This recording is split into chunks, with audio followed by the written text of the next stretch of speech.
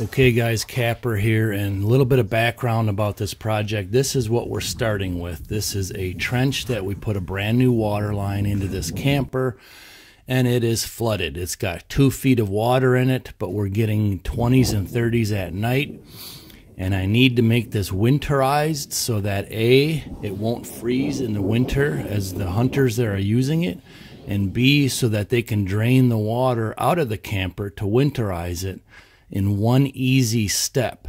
So let's get going. I'm going to show you how I did this from start to finish. Okay, here we are, November 5th, 2018. I'm headed over to 211, hopefully for the last dang time until I help one of them guys track a deer. But I'm bringing my water pump to pump out the water in that ditch, the water line ditch. I got some 3-inch clean gravel here, because I need to make a drain pit when you turn, basically when you winterize it, but we're going to winterize it, you know, probably every time the guys come and go. So I need to make a gravel pit to drain the water. So let's head over there, finish that last floor in the tower, and then hopefully I can actually start hunting, you know, instead of working so other guys can hunt. Okay, the first step is to drain this water out. So the first thing you got to do is prime that pump before you start the motor.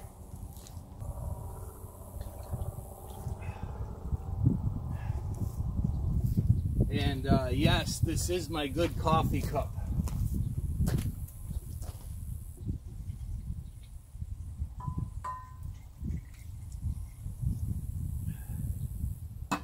All right, that's the third one I put in there.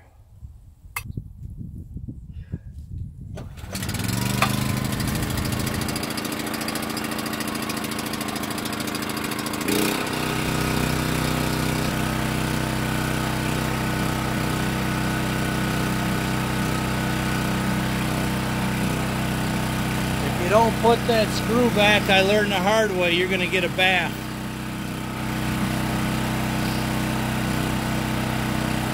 You could feel it getting heavy, so it's starting to suck the water in. Now I need to clean out my cup.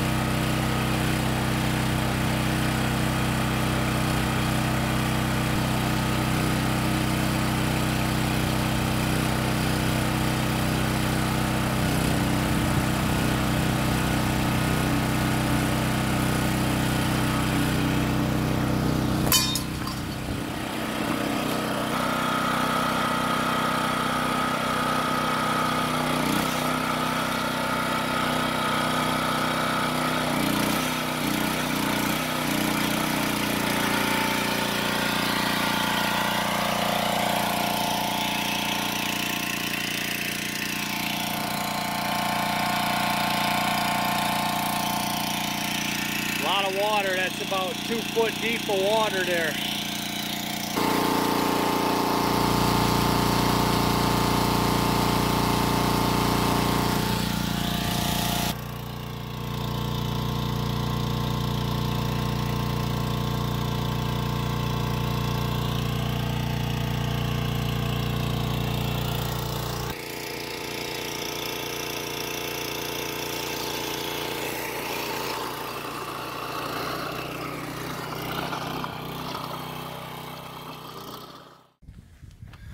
Okay, so what I need to do down here, that's the shut off, and that's the winterizing valve.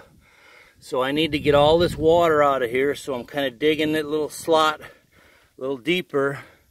Once I get all the water out, I need to make a gravel base. Okay, I got the water just about drained out, so now I'm going to dig a little pit underneath those 2 valves, and I'm also going to lift up the line 6 inches or so with a brick, so the gravel underneath it can absorb the water when you let that out to winterize it.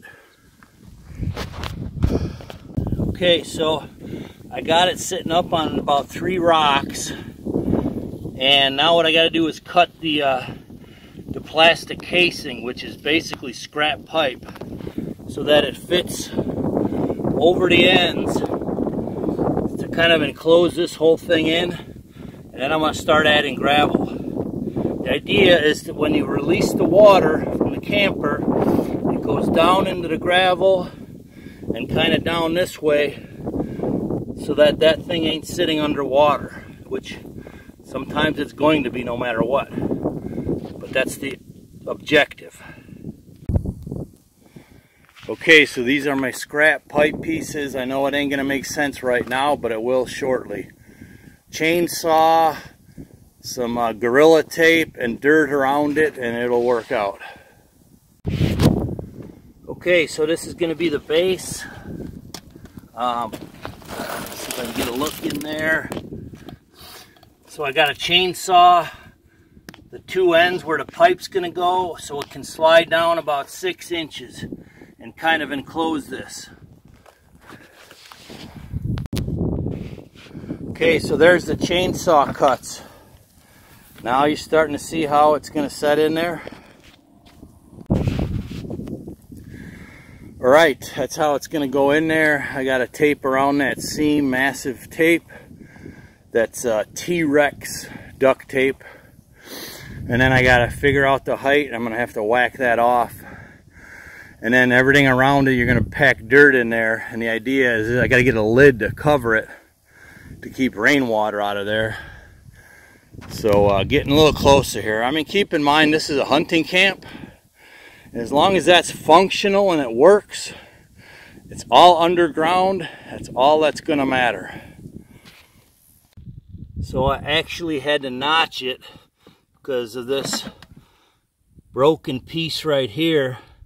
I tried to chainsaw it off and then this piece cracked. So I had to notch this top piece. Trust me, there's going to be a lot of duct tape going on it. But once the ground packs it all into shape, it should be golden. Okay, so there we have it. I'm going to scrape up a little bit of 1-inch gravel, fill in the bottom and them holes there, and then this can all get backfilled with dirt.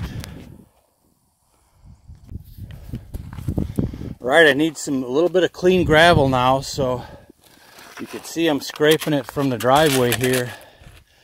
This is one reason why when I lay driveways, I use half and half. I use half crushed gravel that packs down, and I use half 1-inch clean. It still makes a good surface that's pretty tight, but after some heavy rains, you get some fairly clean gravel on the top that you can use during emergencies, like land management emergencies. I mean, you do it long enough and you think of stuff like that way, way, way ahead. So let's go check it out. I got everything, it's all leveled out. I just need to fill in gravel in the bottom with this 1-inch over top of that 3-inch clean. Okay, so here's a better look at it. It's all leveled out. I just need to fill in some clean gravel down there at the base and on the inside. Then it can be backfilled with dirt. And I just need a lid to cover that, and we should be in good shape. I had to take another 3 inches off the top. It was just a little bit too long. So this ought to be about perfect. Not bad for redneck ingenuity. Okay, she's wrapped up. I've got probably a foot of gravel down there. You could see my slots are all covered up. And it goes around the front half. And the inside is all gravel up to the nozzles. Now it can all be backfilled with dirt all around it here. I'm not sure if I got any energy left to get the tractor out and do a little bit right now or not, but it's looking good. Okay, so I put all I had was a garbage bag around there to try and keep the dirt from getting into the gravel. All right, there we go. She's all done. The rest of it is tractor work. I got it packed down all the way around. I got a plastic bag above the gravel. She's ready. And Steve just showed up to hunt, so that's the perfect excuse for me to not work on filling this with the tractor. So I'm getting out of here. Another step. Progress. All right, good luck, man. One last thing. If Mother Nature really screws me on this one, ideally you want to get this filled right away, okay, and packed down. And then you want a little lip, you know, just like a house, away from your pit. So you want to keep that dry if you can. But if it rains in the next couple days and this fills back up, and that pit fills up, yeah, it's gonna stay full pretty much forever. So let's hope for dry weather. Okay, I don't think we got rain from yesterday and today, or maybe it was 2 days ago. But look at this ditch. It's already full with water. That is likely just the groundwater is so high because we've been getting so much rain. But let me show you what I'm going to do here to winterize or make this camper functional as far as the water goes. All right, so you see the blue line right there. Okay, that's the water line feeding the camper, and the one where I just put the shutoff valve on.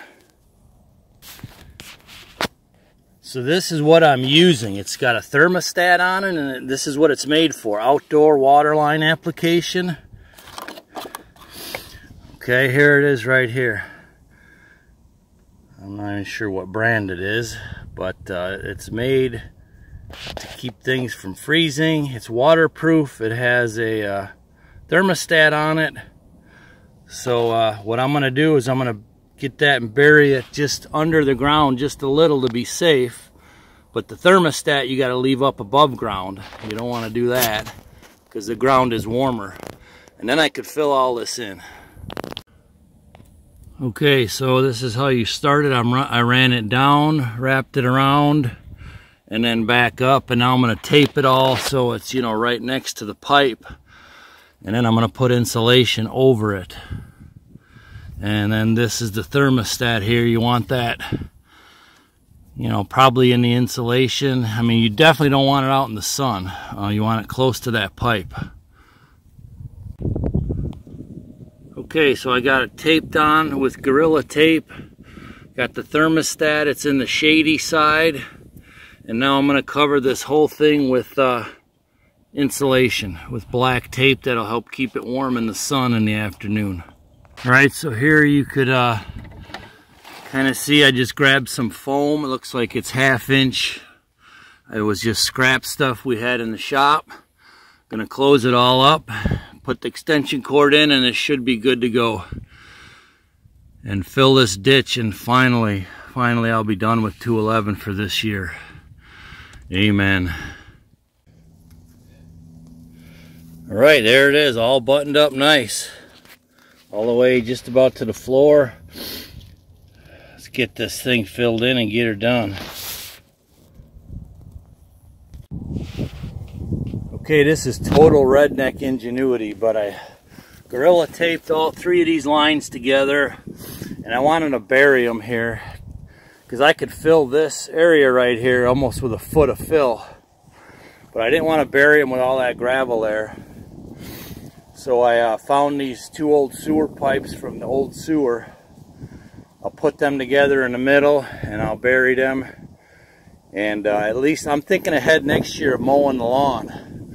I'm going to have to put a T-post here. That clean out is not tall enough, obviously, because I'm going to add more fill in this area. But I'll put a T-post there. And this should protect these lines because they're not made to be buried. But in this case, they will be. And they should be just fine the way they are wrapped. Okay, so that's what I'm talking about right there. A little bit redneck-ish.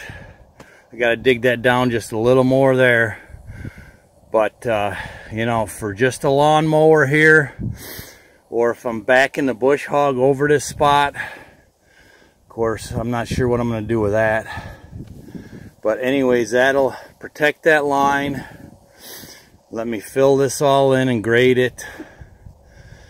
You can't drive over that with anything heavy because it's a little bit old, but it'll work for this purpose. And there's the water pit all packed down, clay around it, sloped away, although I don't know if it's going to matter or not with the groundwater. But that was definitely a success. So I'll show you down in there. We're getting groundwater already, seepage, but you got your 2 levers. That's really all you need. All right, you can see the mess that I'm making here, but I'm done now. This stuff is just super soft, super clumpy. I did one back drag across this here to kind of fill that ditch in, and that's it. I probably could get stuck in here if I sink like 2 of the left tires in here. But I'm done. This is enough for the winter until and unless we have a super warm spell. I'll come back in the spring. But I've accomplished my missions here. The camper's up and running. It's good to go for winter use. We're all set.